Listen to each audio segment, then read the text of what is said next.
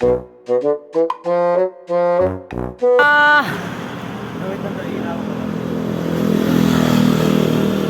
Ah, 21 km, 2 hours and 36 minutes. Nandito pa lang kami sa papuntang Villar.